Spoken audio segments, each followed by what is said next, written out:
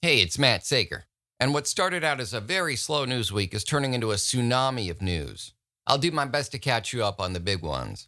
First off, after maybe 2 years now of the hashtag release the Snyder cut, fans clamoring for the Zack Snyder version of the Justice League movie. What we ended up getting in theaters was a sort of mixed bag.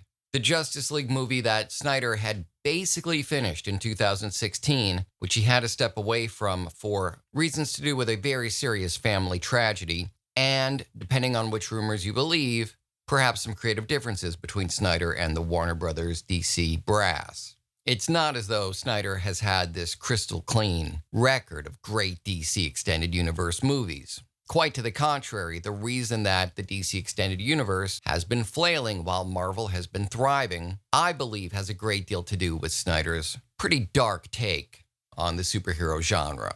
That said, the version of the Justice League we saw had some of Snyder's vision in it, but they brought in Joss Whedon, an obvious choice, really, in hindsight. This was the guy who invented the superhero team's smash hit blockbuster movie in the form of the Avengers, and of course Avengers Age of Ultron, and Whedon has an impeccable resume regardless. He's a genre legend, going back to Buffy the Vampire Slayer, Angel, Firefly, Dollhouse, etc. But nobody liked the Justice League movie. People who did or did not enjoy Man of Steel. I don't think many of us enjoyed Batman vs. Superman, but even many of those who did. Generally speaking, the Justice League was a big failure commercially and critically, and many attribute that not to Joss Whedon's involvement, but to the way he was involved, being brought in at the last minute to make sweeping changes to a movie which had largely been done, changing lots of apparently storylines that Snyder was teasing for what was going to be a two-part movie, cleaning up and doing reshoots for Henry Cavill's Superman, doing a frame-by-frame erasure of Cavill's mustache, because Cavill was under contract with another film that required him to keep his facial hair. So they did all these reshoots of him with a mustache, and Superman doesn't have a mustache. So even the opening shot of Justice League, it opens on Cavill's bizarrely, weirdly, creepily photoshopped, edited mouth. So for that and many other reasons, Justice League was a mixed bag and generally was received poorly. So fans have been clamoring for Warner's to release the Snyder Cut. And that's going to happen. There was a lot of buzz about this starting last week when Snyder held a screening of it for lots of Warner Brothers and DC executives. And yesterday, HBO Max made the announcement. It's another feather in the streaming service's cap, and another reason why it might be a real major player, something to contend with, in this ever-crowded, increasingly hostile streaming war landscape in which Netflix and Hulu already have many of our eyeballs. Apple TV Plus is trying to be a contender. DC Universe is sort of flaming out, and I believe it'll be merged with HBO Max. But Disney Plus has made a huge dent. And at a time when there's a global pandemic and many people's wallets are much tighter than they used to be, each streaming service is going to need to find reasons to justify a subscription. HBO Max already had several reasons. I believe they'll have several more when they integrate DC Universe. I do believe that's going to happen when they launch. And, well, they've got the exclusive Snyder Cut of Justice League. As they announced yesterday, they'll air it in 2021. I'm personally not a huge Zack Snyder fan. In particular, I think he did a bad job on the films he did for the DC Extended Universe. I think his vision is very dark, and I think he lets his objectivist philosophy be injected into the films. Objectivism and superheroes don't really go hand in hand. Objectivism is the philosophy espoused by Ayn Rand and expressed via her fiction books, including Atlas Shrugged and The Fountainhead. When you boil it down to its essence, the philosophy is be selfish. Put more broadly, it's the idea that if you're an exceptional person, if you've got exceptional gifts, powers, strengths, a unique intelligence, you are to use it for your benefit. Society, not so much. Society is there to heap rewards on you. And if they don't do that sufficiently, if you don't feel you've been praised enough, been given enough gratitude, monetary rewards, and fame for your accomplishments and gifts, then you go off and live on an island and tell the world to go screw. That is the philosophy that actually made sense for Snyder's adaptation of Alan Moore and Dave Gibbons' Watchmen comic. That comic was, among other things, a parody of many Steve Ditko heroes. Steve Ditko, too, was an objectivist. The idea behind the comic was Alan Moore positing what would happen if superheroes were real, especially these Ditko created superheroes. Well, we'd live in a fascist police state. Our lives would be subject to the whims of these egomaniacal and terrifyingly powerful beings. Whatever they thought best, we would be subject to that. Our fate would be out of our own hands. It would be a living nightmare, and many of us would die pointlessly. So Snyder was the perfect choice and did a very good job of adapting the Watchmen comic to film. His Watchmen is frankly my favorite Zack Snyder movie, by quite a bit. But when he came back to do Superman and Man of Steel, a selfish, uncertain about whether or not the world deserved his powers, not only Superman felt that way, but Pa Kent, Jonathan Kent, the humanizing influence in the Superman mythos. They were both of the opinion that, maybe the world's not ready. Maybe I need to protect myself, my identity, the people I love. Maybe Superman shouldn't exist. And then when he does, there's a body count that is unacceptable for any Superman portrayal. I'm aware that this is a fictional character we're talking about, but I felt Snyder's Superman was wildly off the mark.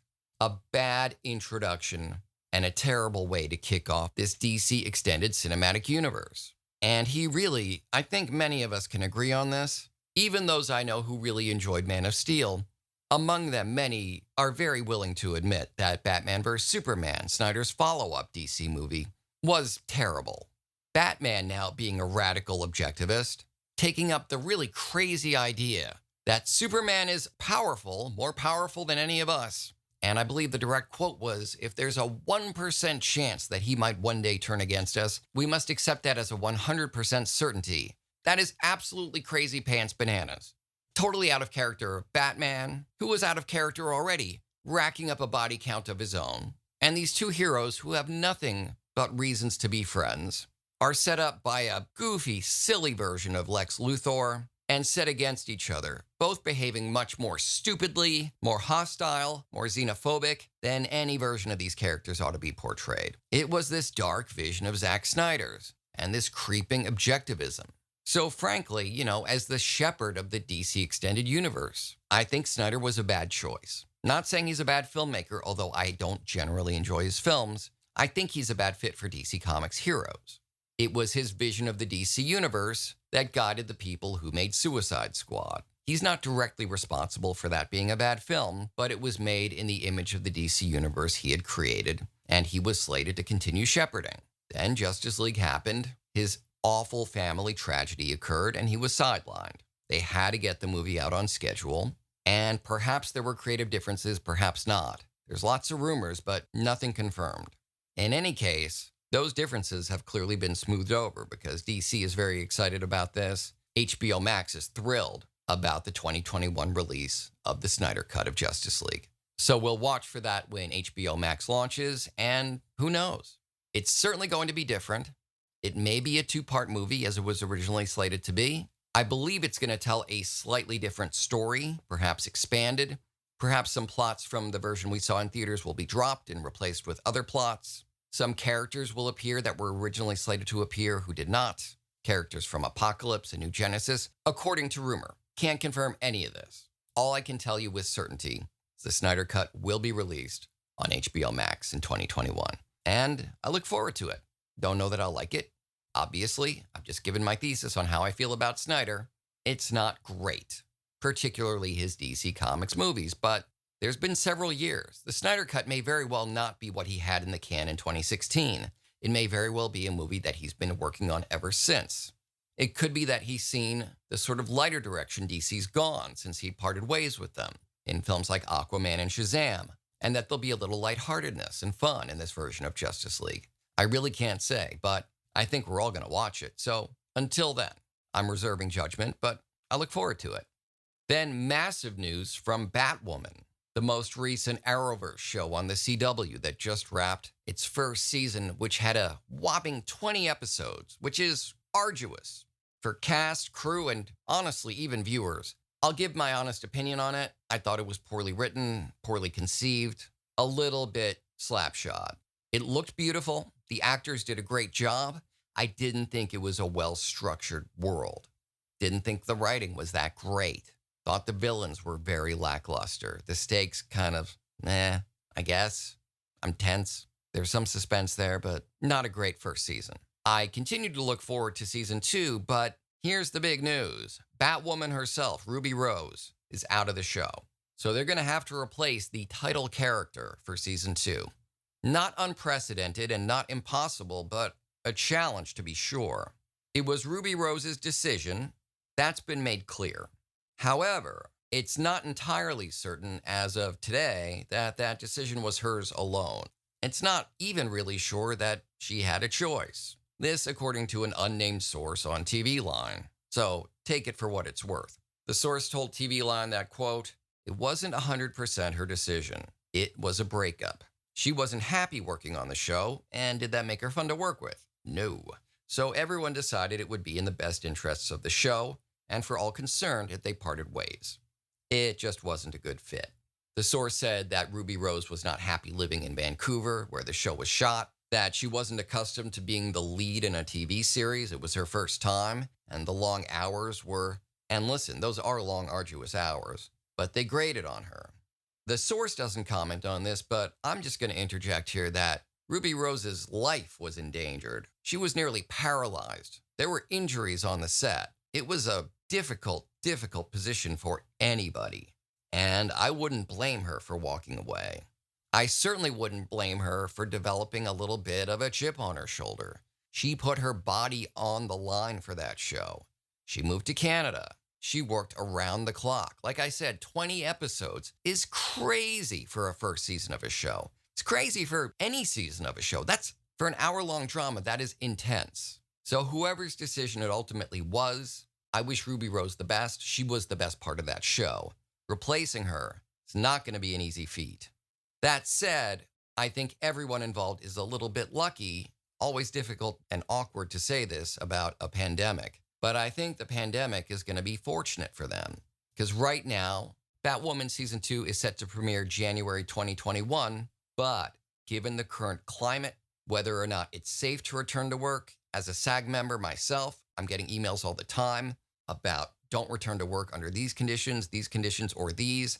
Make sure the following safety checks are in place. It's going to be hard to do any sort of production.